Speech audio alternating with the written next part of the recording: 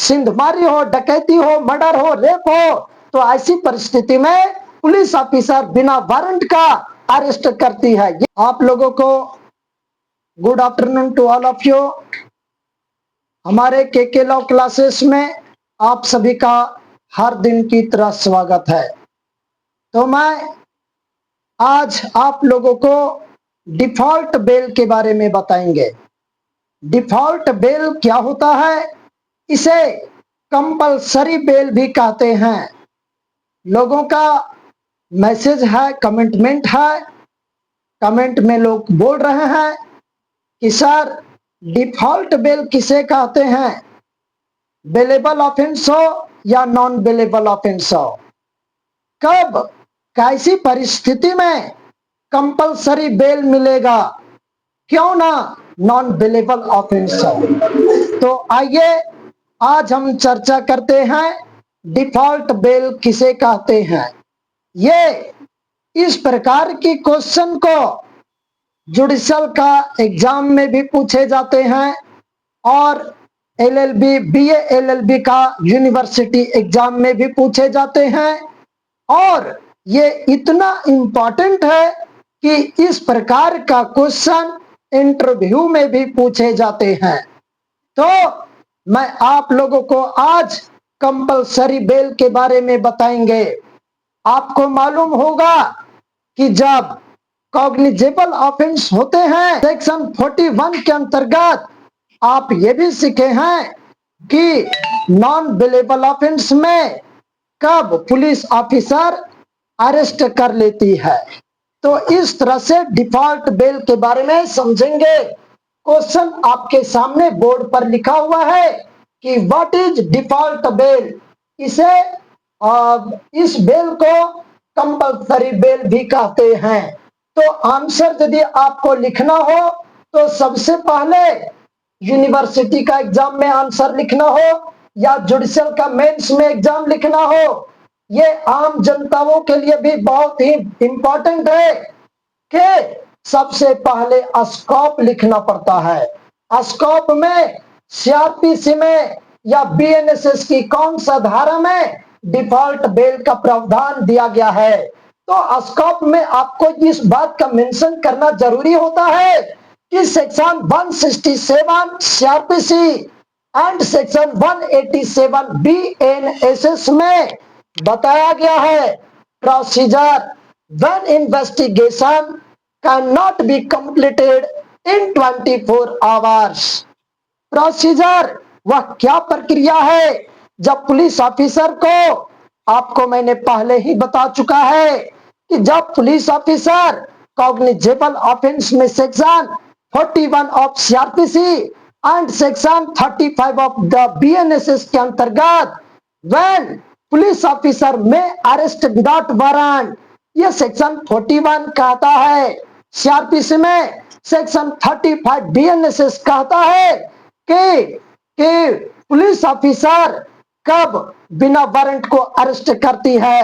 तो ये जब कॉग्निजेबल ऑफेंस हो, सिंधमारी हो, डकैती हो, मर्डर हो, रेप हो, तो ऐसी परिस्थिति में पुलिस ऑफिसर बिना वारंट का अरेस्ट करती है। ये आप लोगों को मालूम होगा।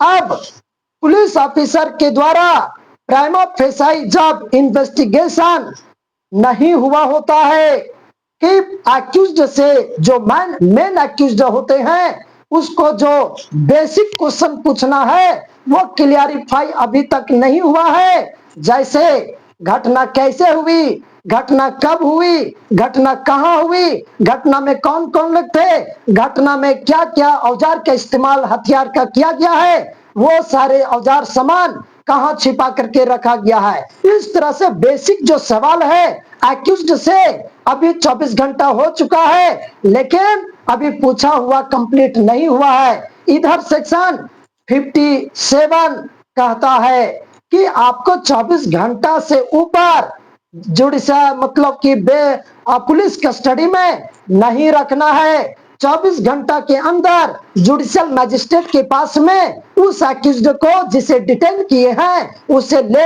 आना है, प्रोड्यूस करना है कोर्ट में। तो सेक्शन इस तरह से 67 में और 187 में कहता है कि procedure when investigation can not be completed in 24 hours. Section इसके अंतर्गत सेक्शन 167 के अंतर्गत एक प्रोवाइजो है ए नंबर और प्रोवाइजो बी नंबर है। प्रोवाइजो ए नंबर का पहला और दूसरा में सीआरपीसी में यह दिया गया डिफॉल्ट बेल के बारे में, और नए वाले कानून जो बीएनएसएस है उसमें सेक्शन 183 क्लॉज 3 रोमन में 1 और 2 में आप देखेंगे डिफॉल्ट बेल के बारे में बताया है। हालांकि बुक में सरकार के कानून में डिफॉल्ट बेल के बारे में कहीं डिफॉल्ट शब्द लिखा हुआ नहीं है, ये आपको जानना पड़ेगा। It is not defined in the code और संहिता। डिफॉल्ट बेल का सीआरपीसी में या भारतीय नागरिक सुरक्षा संहिता में कहीं पर डिफॉल्ट बेल का इस वर्ड का वर्णन नहीं मिलेगा। आपको समझना है इस डिफॉल्ट बेल को दूसरे शब्दों में कहते हैं कंपलसरी बेल। इस तरह से डिफॉल्ट बेल को दो भागों में बांटेंगे। पहला भाग section 167 proviso a roman number 1 CrPC and section 187 clause 3 in roman number 1 BNSS. इसमें कहा गया है if the offence is punishable for death, life imprisonment और punishment for more than 10 years, in such cases the police officer have to file the charge sheet in the court within 90 days। अब आपको समझ में आ गया होगा ऐसा अपराध जिसमें 10 साल से ऊपर सजा हो, उसमें डेथ पेनल्टी की सजा हो, फांसी की सजा हो या आजीवन कारावास की सजा हो, लाइफ इम्प्रिजमेंट की सजा हो, तो ऐसी परिस्थिति में पुलिस ऑफिसर के पास में टाइम दिया गया है कि जिस दिन से एफआईआर इंस्टीट्यूट हुआ है उस दिन से 90 दिन के अंदर कोर्ट में चार्जशीट फाइल करें। यह सेक्शन में और 167 प्रोवाइजो ए और सब क्लॉज 1 में बताया गया है। इधर सेक्शन 167 प्रोवाइजो ए नंबर 2 सीआरपीसी में एंड बीएनएसएस की धारा में सेक्शन 187 क्लॉज 3 रोमन नंबर में 2 में आप देख सकते हैं कि इसमें क्या कहा गया है। If the offence is punishable for up to 10 years, 0 से 1 साल से 10 साल तक ऑफेंस में अपराध हुआ है जिसका सजा 1 साल से 10 साल के बीच में है, अर्थात 10 साल तक सजा है, तो in such cases the police have to file a charge sheet in the court within 60 days। यदि आपको इस बात से अवगत होना है कि डिफॉल्ट बेल के बारे में ऐसा अपराध जिसमें 1 साल से 10 साल के बीच में सजा का प्रावधान है, तो इस प्रकार का केस में पुलिस ऑफिसर को चार्जशीट कोर्ट में फाइल करना पड़ता है। ये टाइम लिमिट रूल दिया गया है, वो 60 दिन का इसमें प्रावधान बताया गया है। अब आपको आसानी से डिफॉल्ट बेल के बारे में समझ में आएगा। व्हाट इज डिफॉल्ट बेल, किस तरह से डिफाइन करेंगे।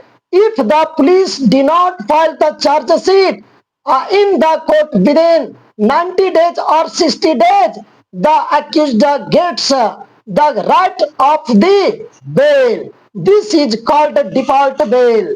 तो आपको अब बहुत आसान पूर्वक में अपने लैंग्वेज में सिंपल भाषा में समझ में आया होगा कि जब इस प्रकार का जो टाइम लिमिट की बात है 90 days और 60 days में पुलिस ऑफिसर द्वारा चार्जशीट जमा करने का, कोर्ट में फाइल करने का टाइम लिमिट दिया गया है, टाइम रूल दिया गया है। इसके अंतर्गत यदि पुलिस ऑफिसर चार्जशीट को 90 दिन या 60 दिन के अंदर जमा कर नहीं करती है तो एक्यूज्ड पर्सन को राइट मिल जाता है कि उसे कंपलसरी बेल मिलेगा। इसी को एंटीसिपेटरी बेल कहते हैं। अब नोट में आप आइए विशेष बात की चर्चा करते हैं। When the accused is in jail and the accused has not been granted bail, then the time limit rule applies and also an application of default bail application in the court. तो note में आप विशेष तौर पर इस बात को ध्यान रखेंगे, ऐसे डिफॉल्ट बेल कंपलसरी बेल का प्रावधान वैसे अक्यूज्ड को मिलेगा जो जेल कस्टडी में है या उसको बेल अभी तक नहीं मिला है। इधर चार्जशीट जो 90 दिन की बात है, चार्जशीट 60 दिन की बात है जो फाइल करना है पुलिस ऑफिसर के द्वारा कोर्ट में, और फाइल नहीं हुआ है, तब ऐसे परिस्थिति में अक्यूज्ड डिफॉल्ट बेल का लाभ ले सकता है। उसे क्यों ना नॉन बेलेबल सेक्शन हो, उसे बहुत आसानी पूर्वक राइट के तौर पर आज मैटर ऑफ राइट बेल में भी ग्रांटेड, इस तरह से बेल आपको बहुत आसानी पूर्वक मिल जाएगा। प्राय पुलिस ऐसी गलती नहीं करती है, लेकिन ऐसा एक्सेप्शन में आप डिफॉल्ट बेल के अंतर्गत आते हैं तो अपना अधिकार को नहीं छोड़ना चाहिए। अब आगे आते हैं, but if the accused is out of jail on bail, यदि अक्यूज्ड जेल के बाहर है, बेल पर है, then the police can take more than 90 days or 60 days to file the charge sheet in the court. यदि accused jail के बाहर है, बेल पर है, आउट ऑफ जेल है, तो ऐसी परिस्थिति में जो टाइम लिमिट का रूल है वो एप्लीकेबल नहीं होता है। वो 90 दिन से ऊपर भी मतलब 4 महीना में भी चार्ज शीट जमा कर सकता है, उसमें कोई दिक्कत नहीं है। 60 दिन के ऊपर भी टाइम लेकर चार्ज शीट जमा कर सकते हैं, इसमें कोई प्रॉब्लम नहीं है। तो ये डिफॉल्ट बेल का कॉन्सेप्ट जो है, अब इस तरह से जो बेल मिलते हैं आपको अक्यूज्ड को अंदर में रहना पड़ेगा। अक्यूज्ड को जब बेल नहीं मिला है और इधर चार्ज शीट नहीं जमा हो पाता है, तब डिफॉल्ट बेल का लाभ ले सकते हैं। तो इस तरह से आप लोगों को ये जो कंफ्यूजन क्रिएट होता है, इस वीडियो से आपको बहुत लाभ मिलेगा। काइंडली मेरे ये चैनल को के लॉ क्लासेस को लाइक, सब्सक्राइब और शेयर जरूर करें और कमेंट में विशेष तौर पर डिफॉल्ट बेल लिखें। अब मैं आपको बता दूं कि किसी भी कानूनी जानकारी व जज बनने के लिए के लॉ क्लासेस में संपर्क करें। धन्यवाद। हमारा मोबाइल नंबर 8292917611।